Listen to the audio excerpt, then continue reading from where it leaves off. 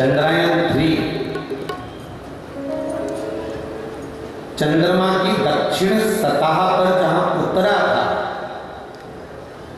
वैज्ञानिकों ने और हमारे राष्ट्र के एक आनंद सुख में उस स्थान का नाम, जहां पर चंद्रयान-3 चंद्रमा के दक्षिण सतह पर जहां उतरा था, उस स्थान का नाम शिव शक्ति पॉइंट रखा।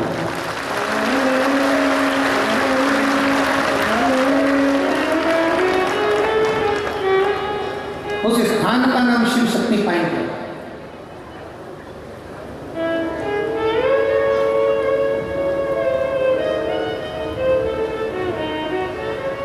जहां चंद्रयान-2 गया था, जहां पर वो उतरा था, उस स्थान का नाम तिरंगा पॉइंट रखा था। परंतु चंद्रयान-3 जहां उतरा तो वैज्ञानिकों ने जो कहा कि हमारे वेद और हमारे शास्त्र हमारे शिव तत्व को जानने वाला, शंकर की भक्ति क्या होती है, शिव के माध्यम से वेदों से जो विज्ञान ने प्राप्त करा, उस विज्ञान ने जो वेदों से प्राप्त करा, वो प्राप्त करा हुआ पहला गया चंद्रयान-2 नहीं पहुंचा, चंद्रयान-1 नहीं पहुंचा, और चंद्रयान-3 बिल्कुल चंद्रमा की सतह पर पहुंचने का कारण कि कहीं शिव की कृपा, शंकर की भक्ति, हमारे वेद, हमारे शास्त्र, हमारे पुराणे, ये हमारे वेद कोई सहज नहीं है, हमारे पुराणे, हमारे शास्त्र कोई सहज नहीं।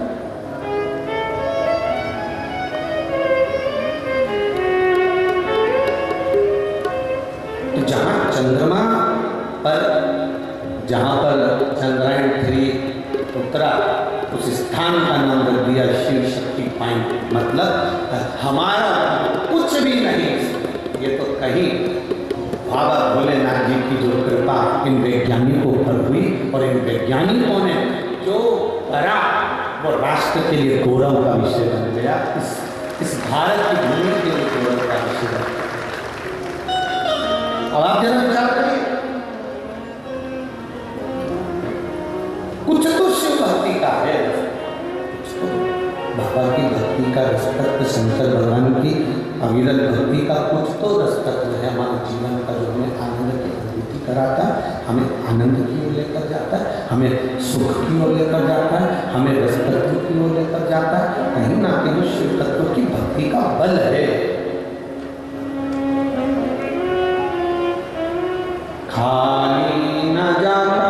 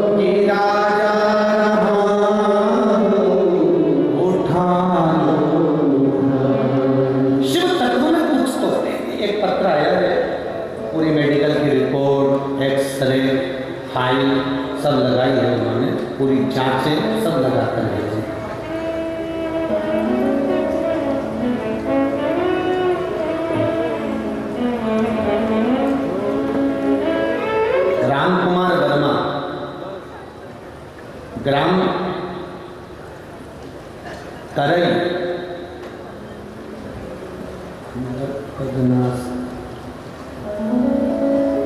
पोस्ट बदनास लिखा है, जिला बेमेतरा, छत्तीसगढ़।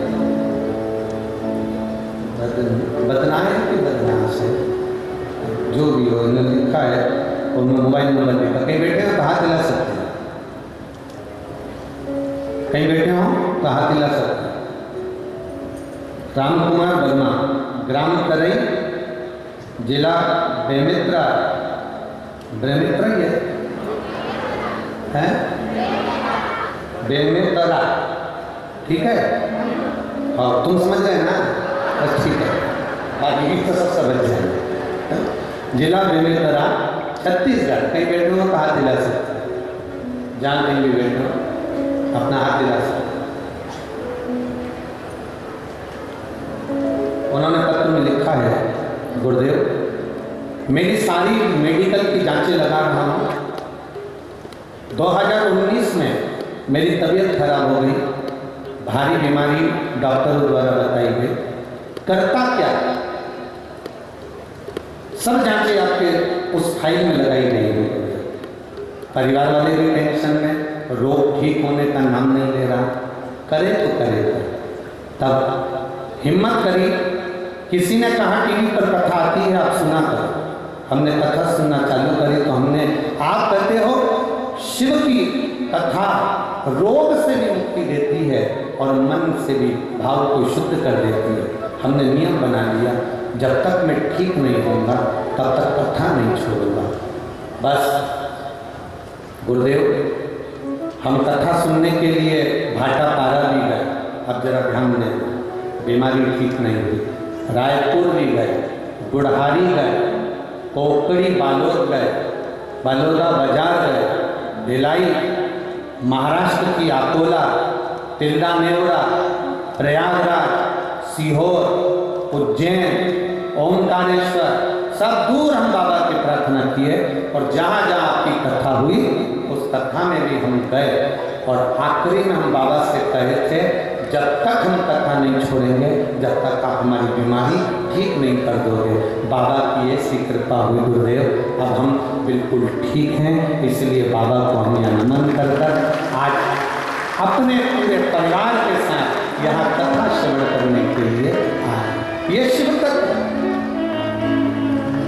बीमारी बड़ी थी इसलिए हम वर्णन नहीं कर सकते, ये पूरी फाइल हम लगा कर भेजे जिसमें सारी जांचें, सारी रिपोर्टें, सारे एक्सरे, सारी फाइलें हम लगा। ये शिव तत्व और घड़ी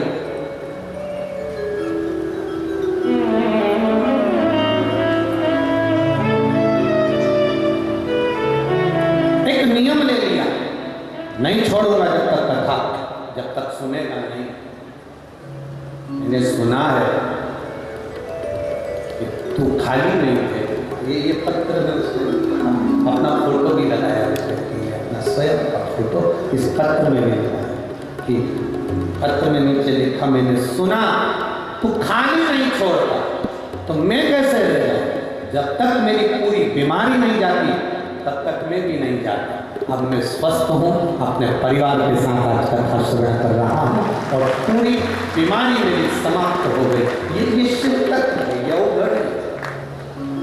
एक नियम हम भी बनाए हमारे जीवन में कि हम शिव के मंदिर जाएं, शिवालय जाएं, देवालय जाएं, शंकर भगवान को समर्पित करें, शिव की आराधना करें, शंकर भगवान पर एक चावल के दाने, कोई भी नियम हमारी जिंदगी का बनाने जिस नियम के बल पर हम भगवान की शरणागति को प्राप्त कर सकते।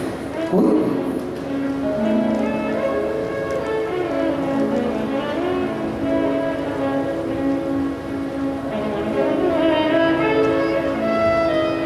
अब वर मिलने के बाद राक्षसों ने अपना उपद्रव मचाया, अपना उपद्रव,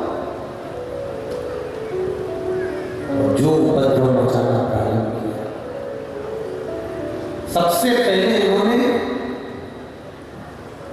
यज्ञ अनुष्ठान करने वाले संत ब्राह्मणों को नष्ट करने का विचार करा क्या? अपने भाई बतापी को इलावल, अपने भाई बतापी को बकरा बना देता था, क्योंकि उसने मांगा था कि मैं रूप रख सकता हूं, और बकरा बनाकर उसको काटकर उसके मांस को बनाता था और भोजन में बनाकर ब्राह्मण संतों को बुलाकर कहता था कि हमारे यहाँ भोजन करने जाओ। उनको नहीं मालूम था कि ये बकरे का मांस उस भोजन में मिला देता है और बकरे का मांस मिलाकर उनको भोजन करा देता है। उनके स्मरण में नहीं आता कि भोजन में उस कुछ ऐसा डाल देता था जिससे मांस की गंध भी ना आए, और उसको डालकर भोजन बनाकर ब्राह्मण संतों को खिला देता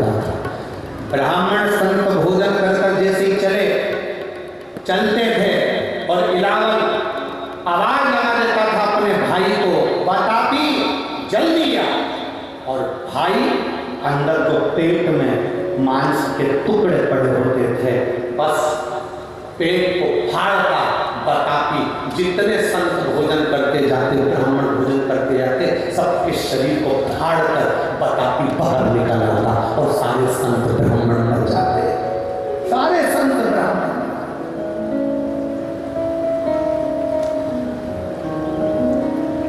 एक नियम बना लिया, ये बकरा बनता, भोजन बनता, उस भोजन के माध्यम से सबको भोजन माध्यम से खिलाकर सबके शरीर को फाड़ आवाज आता, हाहाकार मच गया, सब दूर सब देवता शिव जी के पास में गए।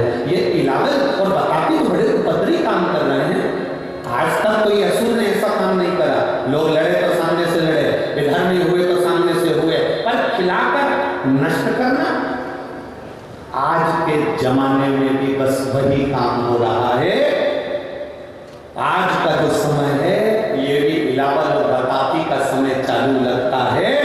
लोग गलत गलत भोजन करा करा कर आपको इतना भ्रष्ट कर देंगे, इतना नष्ट कर देंगे कि आप धर्म की ओर नहीं जा सकते, सत्कर्म की ओर नहीं जा सकते। इतना विचित्र समय, इतना विचित्र।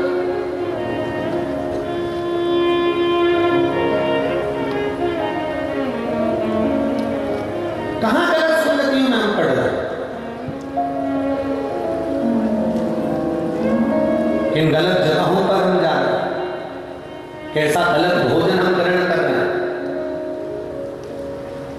किस गलत मार्ग की ओर हम बढ़ रहे हैं। आज के जमाने के बेटा बेटियों से कह दो कि अपने छत्तीसगढ़िया भोजन को करिए, अपने छत्तीसगढ़िया भोजन की प्रामाणिकता रखिए, अपने छत्तीसगढ़ का चावल, अपने छत्तीसगढ़ का धान पूरी दुनिया में प्रसिद्ध है। पर आज के बेटा बेटी उसको मानने को तैयार नहीं होते। वो तो जो बाहर से आता है ना, दूर के ढोल सुहावने, जो बाहर से आता है उसको देखकर खुश होते हैं। चाउमीन अच्छा लगता है, और वो एक रोटी होती है गोल गोल कुत्ता,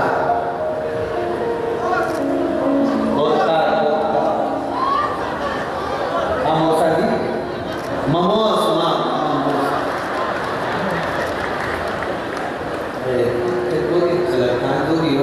मौसा की समझ लो तुम तो कहा।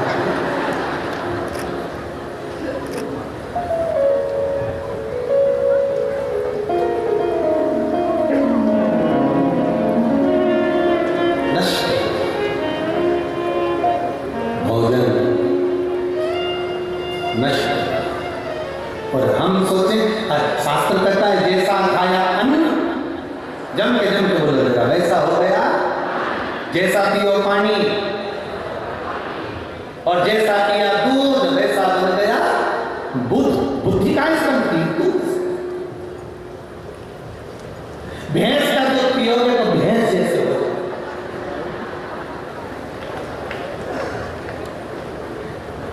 तुम्हारे घर में तुम्हारी बहू तुम्हारी क्यों नहीं सुन रहे, समझ, घर में जो दूध आ वो भैंस, कारण भैंस के आगे कितनी भी बीन बच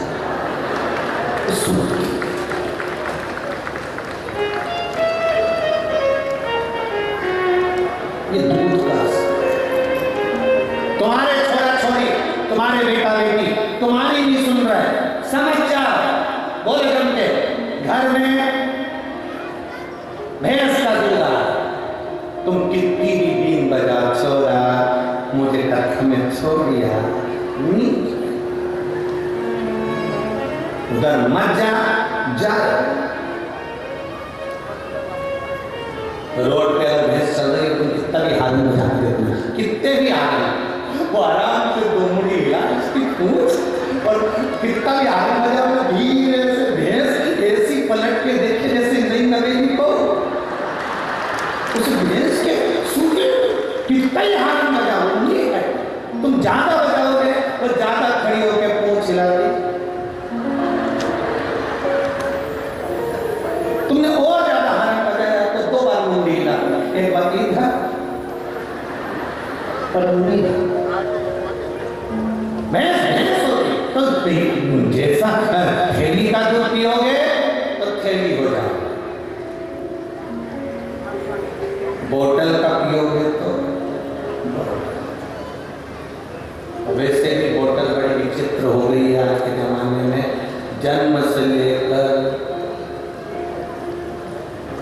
मरे तक बोतल मिल रही है। जन्म से पैदा हुए उसके बाद माँ ने जो हाथ में दूध की बोतल पकड़ाई वो बोतल मरते दम तक नहीं छूटी। पहले थी बचपन में दूध की बोतल, धीरे धीरे बड़े हुए स्कूल गए तो पानी की बोतल, पानी की बोतल छूटी तो कॉलेज गए तो कोल्ड ड्रिंक की बोतल, कोल्ड ड्रिंक की बोतल खत्म हुई तो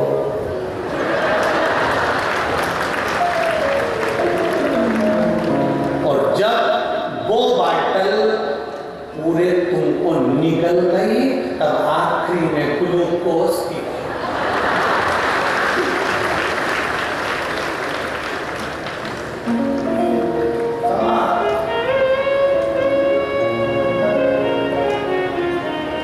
तो लोग एक भजन गाते हैं, देख नजारा, देख नजारा माटी का, ऐसा लकड़ी का, देख नजारा लकड़ी का। हम कहते देख नजारा बोतल, बोतल पर बचपन में माँ ने पकड़ाई थी हाथ में दूध की बोतल, जब से चालू हो। और आजकल के नया फैशन आ गया, माँ अपने बच्चे से इतना लाड़ी नहीं लड़ा पा रही है, बस बच्चों को संभालने के लिए एक माँ अलग से रख रखी है, वो उसको नहलाती खिलाती पिलाती सब। हमारा शिव पुराण वर्णन करता है, हमारा शास्त्र वर्णन करता है, शिव महापुराण वर्णन कर रहा है। महाराज रोटी 4 तरह की होती है। रोटी कितने तरह की होती है? जम के बोलो जरा, पीछे वाले बोलो, रोटी कितने तरह की? 4 तरह की रोटी होती है। पहले नंबर की रोटी माँ के हाथ की रोटी। एक माँ के जो हाथ की रोटी होती है उसमें ममता होती है, उसमें वात्सल्यता होती है, पेट भरा जाता है पर मन नहीं भराता, वो माँ के हाथ की रोटी होती है। पहली रोटी किसके हाथ की? जम के बोलो जरा, माँ के हाथ की रोटी, जिससे पेट भरा गया और मन नहीं भराया। उसमें ममता है, उसमें वात्सल्यता है, उसमें स्नेह है, उसमें करुणा है, वो माँ के हाथ की रोटी होती है। दूसरे नंबर की रोटी पत्नी के हाथ की रोटी,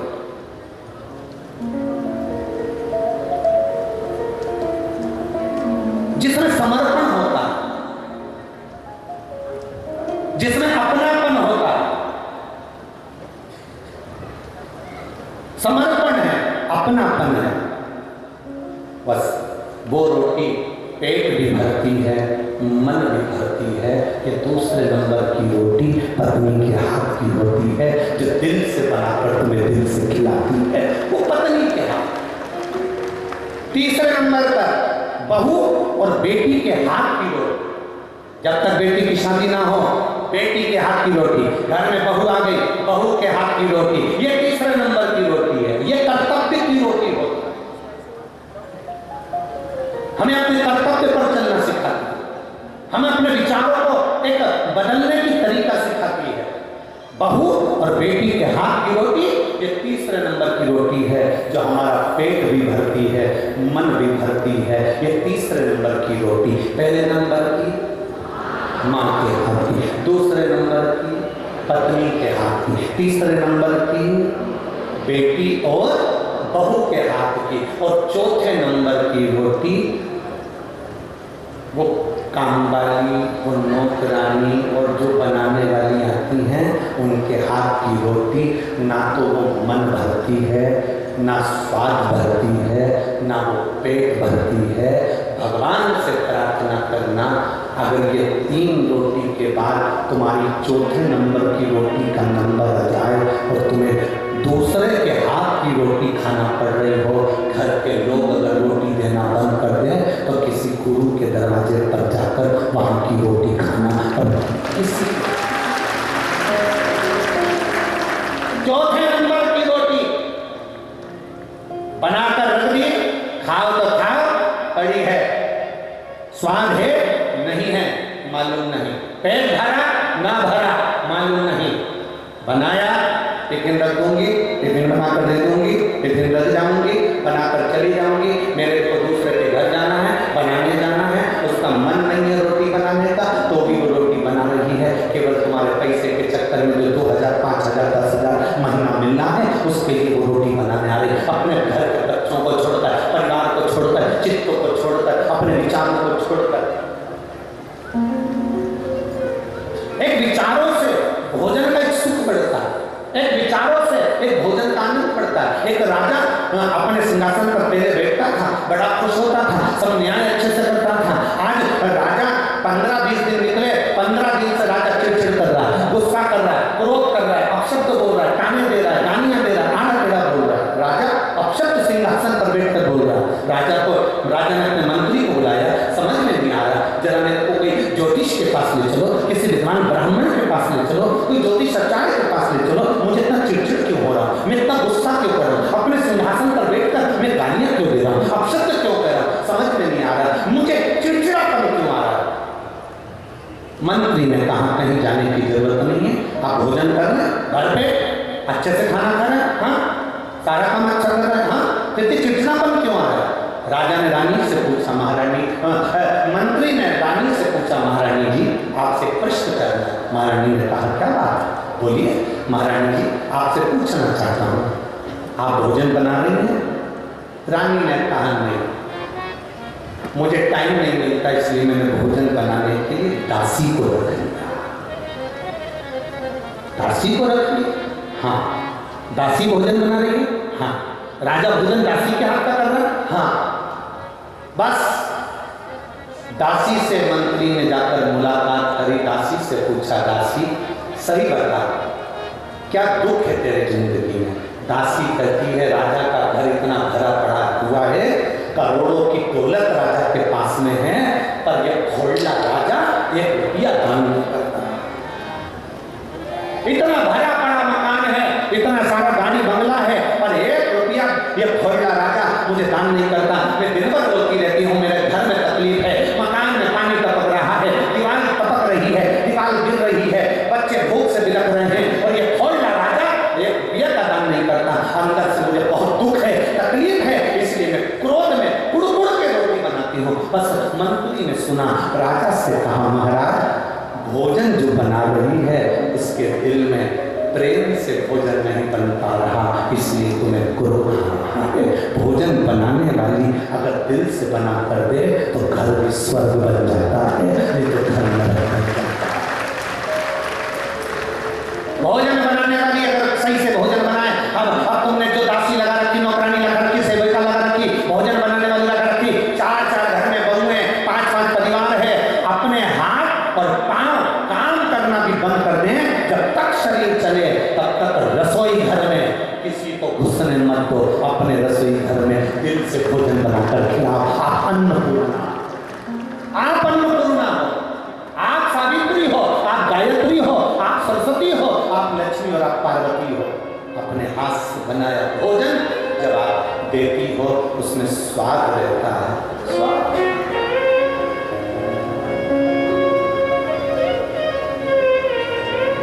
उस घर के भोजन में तभी स्वाद नहीं आएगा जिस घर के भोजन में एक बहू आती है, सब्जी काट कर चली जाती है, दूसरी बहू आती है, कढ़ाई में बघार कर चली जाती है, तीसरी बहू आती है, गैस बंद करके चली जाती है, चौथी बहू आती है, आटा उसन के चली जाती है, 5वीं बहू आती है, पति के लिए रोटी सेक के चली जाती है। उसकी घर की रोटी में कभी स्वाद नहीं आ सकता, क्योंकि उसमें एक बहू सोचती मैं काय को इतना करूं, दूसरी बहू सोचती मैं काय को इतना करूं, तीसरी बहू सोचती है मैं काय को इतना करूं, चौथी बहू सोचती है मैं काय को इतना करूं। तो पति जो भोजन करते हैं, घर में 4 लोग हैं, देवर जेठ परिवार सास ससुर, जो घर में लोग हैं उनको भोजन नहीं भाता है। बाजार का भोजन करना भाएगा, दूसरे के घर का भोजन भले वो दाल रोटी खिलाएंगे अच्छा लगेगा, दूसरे के घर में खिचड़ी खाएंगे उसमें स्वाद आ जाएगा, पर घर के भोजन में स्वाद नहीं आएगा, क्योंकि ये जगदम्बा मौन पहले से भगोने के समूह लेके भोजन बनाती है। हमारी बात थोड़ा सा बुरा जरूर लगता है लोगों को, पर सत्य बात तो यही है, जितनी दवाई काम नहीं करती उतना इंजेक्शन करता है, उतना बुरा जरूर लगेगा आपको हमारी बात का कि गुरुजी ऐसा बोले हैं, पर सत्यता है। घर में अगर भोजन बना रहे हो, जितनी देर तुम्हारा भोजन बने उतनी देर तुम अपने ना परिवार से बात करो फोन पर, ना मोबाइल पर, ना हेडफोन में। अगर जितनी देर भोजन बने उतनी देर तुम्हारे दिल में ऐसी प्रसन्नता होना चाहिए, मेरे घर के लोगों को मैं क्या बनाकर खिलाऊं कि मेरा घर खुश हो जाए। जब तुम्हारे भीतर खुशी होगी तो खाने वाले के भीतर खुशी होगी और खाने में भोजन बनाते बनाते